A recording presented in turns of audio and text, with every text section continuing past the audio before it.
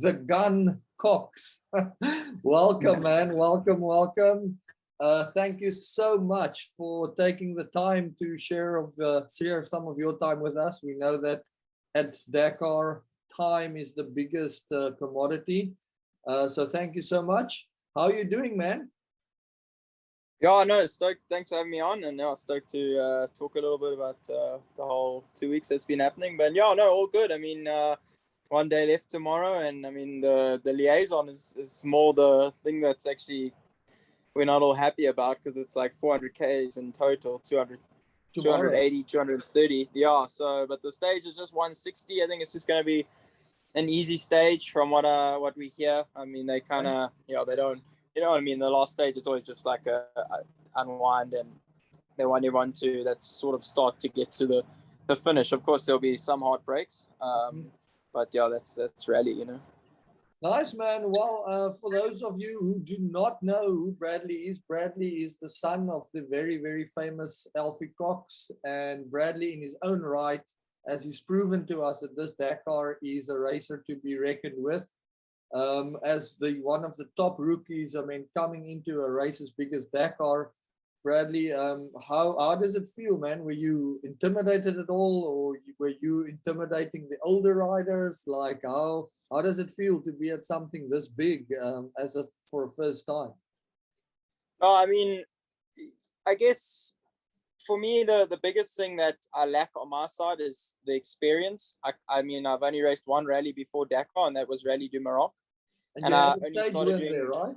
At Rally, yeah, two stage wins. So, okay. yeah, and I mean, I started doing road books in July this, last year. So, COVID was a big problem for this whole idea of getting into rally racing. It came when COVID started. I was actually meant to go to America and race GNCC there. Okay. And I was trying to get a full-time ride there, and sort of had like this fill-in ride gig that would turn into something if all went well. And then COVID hit and I couldn't get to America. And I was just chatting with Ross, and then he said, "Hey, why don't you try rally? I think you'll be really good at it. You've got the speed, and I'll teach you the roadbook stuff." And obviously, it was hard for me in a sense, because I'm the son of Alfie, and I mean it's been my whole life, so it's not an issue. I take it. I take it as it is, but now I'm really doing exactly what he did, and I kind of in the beginning didn't really know how it was going to go, but it's been the best decision I've made, and for my career, I think I'm super happy that I've made this step, and just also having my dad along has just been awesome. And so I mean, this Dakar's been crazy. I mean, to come in and be with the factory guys every day has been cool. I mean, especially me, like, yes, there was my dad's era, and I was too young to watch that, and then I kind of watched the Coma Cyril Dupre era. Yep. But I mean, the era I've really been paying attention to is since Toby came in. So to be lining up with all those guys that I've kind of watched on TV and understood actually what I'm watching is been crazy, and they're super cool and so helpful. And it's the rally family is so unique, and it really is. It's one big family, and I see why people come back to it every year, because you see, it's like once a year you see all your friends, and for 2 weeks you guys do this big road show, and yeah. Definitely. It's something that I say literally on every talk that I've had, is that the biggest draw to rally for me is the community and the family, because there's definitely no other sport that I've seen that the guys are so close. Skyler was saying the other day how after his crash, how everybody kind of rallied around him and helped him. Yeah. He wasn't knowing what was going on. And I think we've all experienced that. So I mean, definitely, and even now it's so nice to see the videos from your dad where he's visiting his old friends from way back when. Yes. It shows it doesn't disappear. So you've certainly showed us that anything from the past we're throwing out the window, because eyes are fixed now on a new Yeah. generation of cox riders. Yeah. So are you feeling that after your first Dakar that this is what we're going to see you do? Are you going to be focusing on rally, or are you going to go back to the motocross scene and the off-road scene? Yeah, look, we'll see after Dakar now, you know, with teams and all of that, and just see what kind of deal comes about of all of this. You know, the ultimate goal is to get onto a factory team, Okay. and make this a career. But you know, yeah, I've done really well my first year, but whether it's enough for a full-time factory spot, yeah, we'll only know in coming months. So, you know, if I can just get like support from a manufacturer and you know, to be able to do the odd world championship round and then Dakar, that's also cool. And yeah, for sure, I love racing, whether it's putting sticks up in a field and doing a special test with some friends, or you know, if it's an off-road race or an enduro, that's what I really enjoy is the competing side of it. And for me, I like to race at home. You know, I don't want to forget where I've, you know, what's made me the rider I am, and that's South African racing. And the level is so high in South Africa that it'll just keep me on my toes and make sure that I'm at the sharp end. And yeah, the plan is to race off-road and enduros in South Africa this year, and then obviously try and do the Rally World Championship rounds. Wow. Yeah, Okay. like I said, depending what deals come about, if I get lucky enough to get one, or if there's a support deal option available, or yeah, we'll see. Well, with your performance at this Dakar, I honestly personally think they would be very short-sighted if you don't get an offer from somebody. So let's put it out there. If there are any high ups or any manufacturers looking for new blood, the gun is ready, is cocked and ready to go. So yeah, I think the cool thing is, like, you know, Mason and I, we both young. I'm a little bit older than him, 3 years, but we both young, and we, you know, what's cool is we've come into Bart's team, and yes, it's a full privateer team, and you pay for the package and everything, but KTM have supported us really well, with you know, special stuff on the bikes and this and that, and you know, they super helpful to us. You know, we lucky to have, you know, we can go there, openly ask questions. They come to us and make sure we okay after the day and that. And wow, and honestly, Bart's nice, team man. is so awesome. So I think it's a cool little package deal that we have going on at the moment with him and I. And yeah, we'll see what comes about it. But yeah, I mean, him and I were just saying, you know, the other day that we would even be so stoked if someone had to help out with, you know, like a manufacturer, well, yeah, the KTM group, you could say, had to help out with like financial help with the bikes and everything, and we still run out of Bart for one more year, because we definitely, we're up there, but we're in such a cool environment that there's no pressure, and it's really a nice environment to be around, because when you make that step to the factory team, everything changes, you know. Yes, yeah, it's for fun still, because if you don't think it's fun, then, you know, stop doing it. But now it's time to win, you know. So yeah, we'll see. But yeah, it's we'll see what comes about it.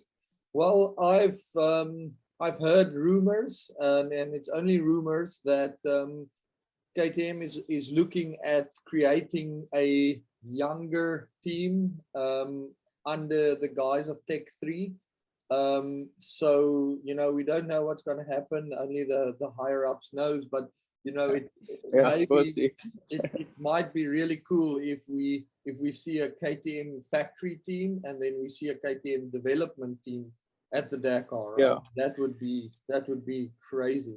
So I know. Yeah, and I hope Mason and I also open the eyes for young guys. You know, that hey, if you got the speed and you can get on top of navigation, rally racing is something for you. I mean, it's awesome.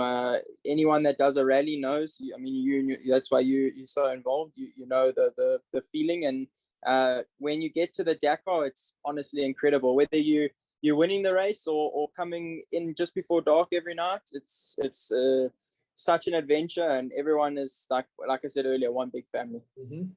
Well, I know going into the race, it was your personal ambition to hit the top 15.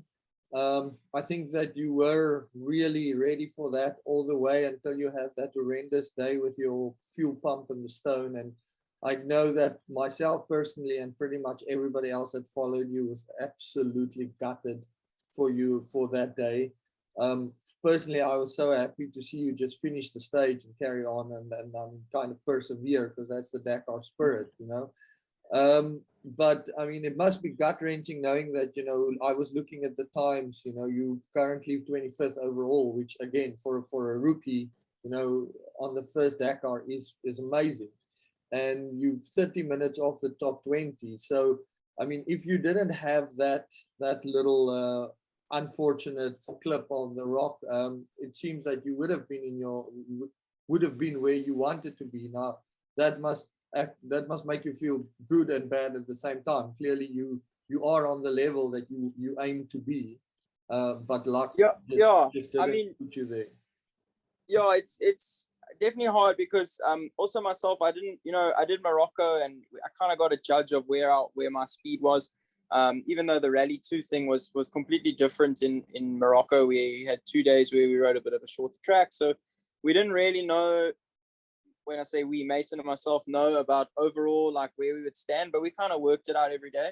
Mm-hmm. And I think I said to myself in the beginning top 20, and then I thought about it and I thought, I need to set a goal that I push for every day. And Okay. although the ultimate goal is to finish, so that in the back of my head that was, hey, yes, we have small goals along the way, but the big goal is to get to the finish line. And Exactly. yeah, it was a bummer, but I mean it's rally racing and it's how you come back from those times. And but yeah, every You're day still it in was it. getting better. I mean, I started off with a bang with 15th in the super special, and then the first day I unfortunately did circles looking for the waypoint with Toby and them, and I came from like I think 27th overall, and by day 3 I was into the top 20, and I was literally 16th overall, and my stage was going so good before the hole in the fuel tank. I was I think I was 6th, and I was um, I was 6th on the stage so far, and then just one small mistake, and I put a hole, and so should have, would have, could have. Had a If I'd finished 6th on the stage, I think I would have gone into like 13th or so. Exactly. But that's rally racing, and it's just been cool. I think I was 28th or 29th overall 2 days after it happened, and now I'm 25th. So No, you're just definitely making up chipping time. along. And yesterday was a bit unfortunate. I was like 11th the whole day, 12th, and I just silly mistake in a canyon, and I kind of like what Sunderland did, but I was on the right track and I second guessed myself and I jumped off, and then I lost 10 minutes going down the wrong canyon. So I ended up 30th, but today was really good. I mean, I started 30th obviously, and I caught a lot of guys and passed a lot of guys, and I think at the refill I saw I was 14, and then after the refill was just not tricky navigation but like tricky terrain with a lot of ledges in the sand, and like dry riverbed, and there was rocks in it, and I just wasn't too comfortable with the pace that obviously the other guys that bumped me back to 20th for the day were going. But ultimately I just lost a minute, and a minute put me from 14 to 20. So the times are super close at the top, and it's just been a crazy Dakar. I mean, hardly any of the top guys have gone out. There's a really good finish rate at the moment, and this time last year there was like 4 factory guys left, and it was just chaos. So it's definitely been a weird Dakar in that sense, but I suppose you're going to have these years, and hopefully next year can just only be better. Yeah, look, I'm looking here at the top guys now. You know, you're talking about, I mean, I see Sam is lying first, and then it's 6 minutes to Quintanilla, and then it's 7 minutes to Matthias, and then I see Van Beveren. I don't know why he lost so much time. I see he's 15 minutes of pace. He opened today. Well, he started 4th, so Okay. obviously the strategy thing comes into play.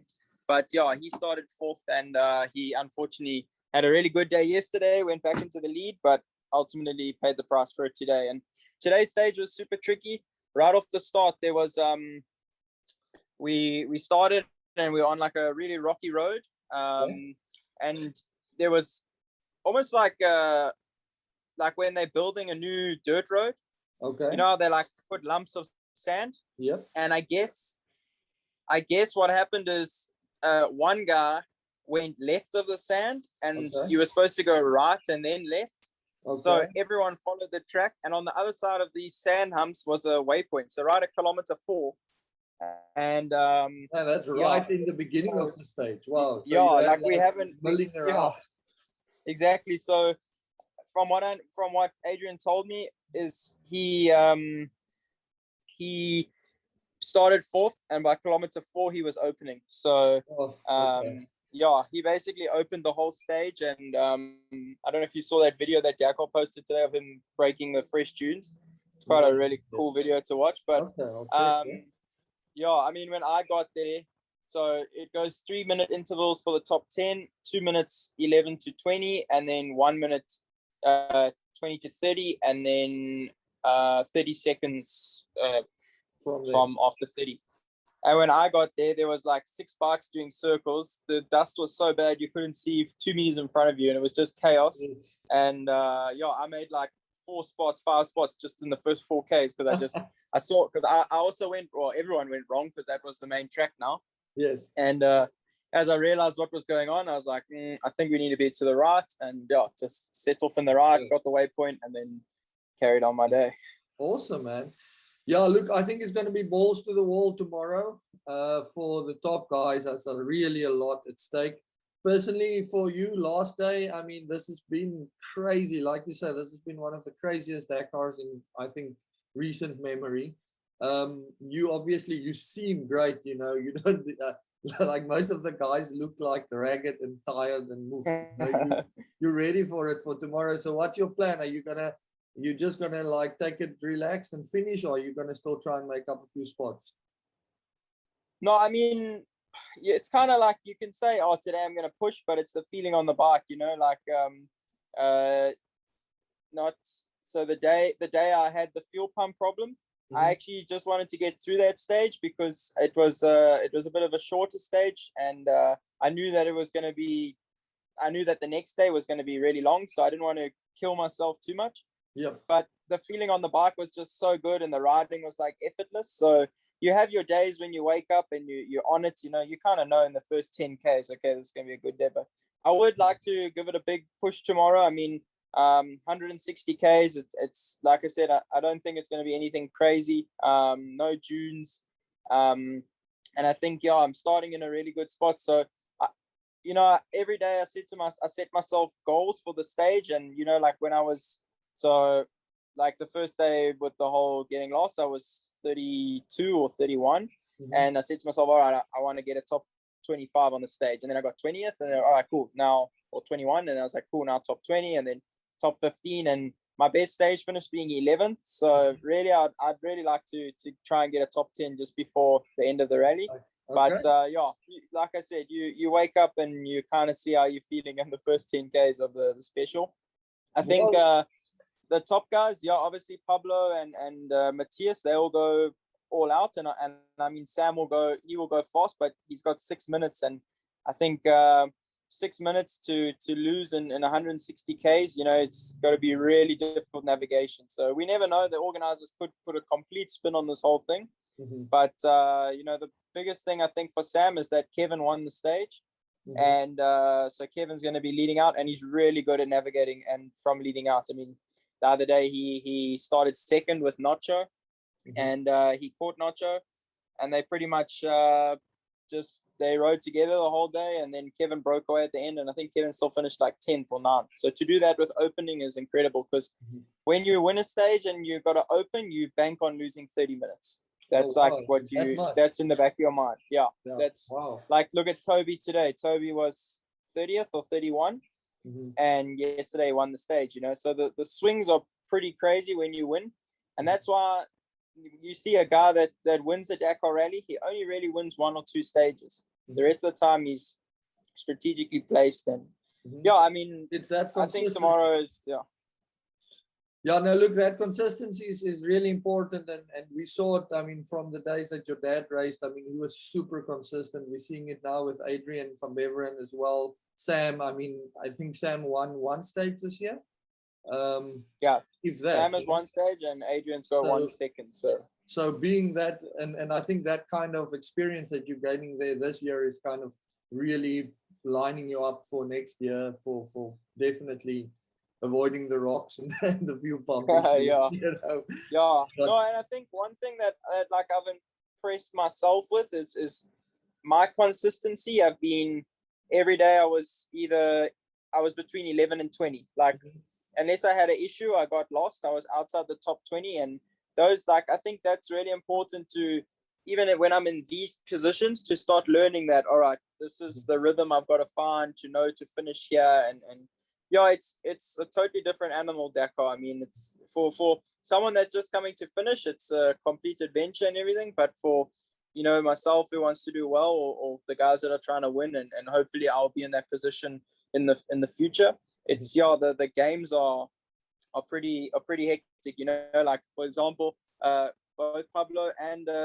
Barreda got speeding penalties yesterday, and they did this on purpose.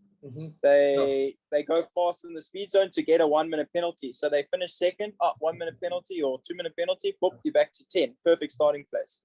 So it's because when the guys stop at the end of the stage, it just doesn't look too good, you know. You'll never see it on TV because the chopper will never show it, but yeah, it doesn't look good when they stop. And there's a lot of games that go on. I follow those games very closely. I mean, there's a lot of guys that we got lost a little bit. Yeah. So it's super interesting for me, but I think it's great for the sport because, I mean, it's so good for us at home to watch, you know. Yes, yeah. Really, and I think this year's been one of the most exciting years to watch. definitely. You know, but yeah, just touching the whole games thing, like on stage 3, I rode the whole day with Pablo. He started 2 minutes behind me, and he caught me at like kilometer 100 or 80, and I just latched onto him, and we were pushing so hard the whole day. And then 3Ks from the finish, he just pulled over and stopped, and I was kind of like, oh, he's run out of fuel, he's got a bike issue. And then I came through the finish, and I was like, and he just came over, and I was like, you're all good? And he's like, yeah, all good. And then on the liaison, I was like, and I was like, I mean, we were sending it the whole day. And I was like, all that hard work, and then you just stop for 3 minutes to finish 18th or 19th for the next day. Like, it's crazy. It's all in the plans for them, and I think it's really nice to see those games unfold. You know, I look at the times between the waypoints, and you can see how everybody speeds up to the first waypoints of the day, and then the closer they get to the end, their times start dropping between the waypoints because they start like strategizing. So man, it's so nice to really have this inside input. I think next year I'm gonna either have to be there with you guys, or we'll have to make a standing to talk every day, because it's really, really special for us to get this inside info. Have you had any close calls or issues? I mean, every day you hear people fall or get hurt. I don't recall ever reading or seeing or hearing that you had an off. So have you done the whole rally without actually having a serious off? No, stage 5 and stage 6, I had 2 big ones. Okay. Kind of was getting a bit vinfat in the camel grass. I don't know, like I think from my motocross background, like I'm super comfortable going fast in camel grass and doubling it and all of that. And I drained I'd run the rear tank dry. Okay. No, sorry. We go 90 Ks on the rear tank, and then we switch to the front. So then you have about 4 liters in the rear for just in case you have an issue. And I was just going like a bat out of hell through this camel grass, and the last one, it just clipped the back, and obviously the inertia of the fuel in the tank just carried me, and I was like, and then it hooked me, and then it was right into a dune, and I got launched over the dune, and I landed on this side of the dune, and I got up, airbag exploded and everything, and I was like, oof, my goodness. And I looked around and I couldn't see my bike, and I was riding with Luciano Benavides, and he came over the dune. He was like, hey, back there. And I ran over the dune, and there was my bike. Man, okay. And then on stage the next day, I just I jumped into a riverbed, and it had been raining a lot, and there was like a thin layer of mud, and it just swapped out under me before I could even realize. And I was very lucky with that one, because I broke the road book, the scroller, with my knee, and I smacked my head pretty good. So for the next, it was actually the stage Skylar crash. So for the next 100 Ks, I had to scroll by hand, and I was definitely feeling a bit tender, but no, otherwise pretty good. I mean, every day you have a moment where you're like, "Ooh," but just 2 times it's bitten me, and obviously the biggest heartbreak was the fuel pump. You should take that pump and frame it. I don't know if you have a little trophy. Oh, sorry, the tank. Shouldn't I say the pump? The tank, because I put a hole in the tank. But you definitely have to bring that tank with, because that tank is definitely going to be the start of many, many epic stories. You need to put that somewhere. Listen, man, sure. This was absolutely amazing to chat with you. Definitely everybody that I know is fully behind you. We're definitely going to be crossing fingers for that top 10 stage finish tomorrow. Good luck. Thank you. Thank you. Thank you. Awesome. Yeah, we're super excited to see you back in 2023, man. It's going to be awesome. Hopefully on a factory ride, and then we'll touch base. But I'll touch base with you when you're home, and we can definitely have a chat. No, rad. Thank you so much. Appreciate it. Thank you so much for your time, man. I really, really appreciate it. Cheers, man. Thanks. Good luck tomorrow. Thank you. Bye. Bye. Right, and that was Bradley Cox, all the way straight from Dakar. Thank you so much, Bradley, for giving us your time.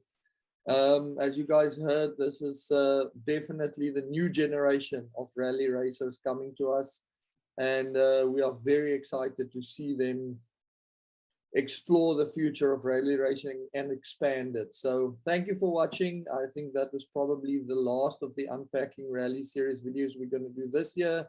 We might do a few between now and our roadbook camp. Thank you for watching, and we will definitely be in touch and touch base with you guys as things develop. What an exciting Dakar. Thanks, guys. Have a nice evening.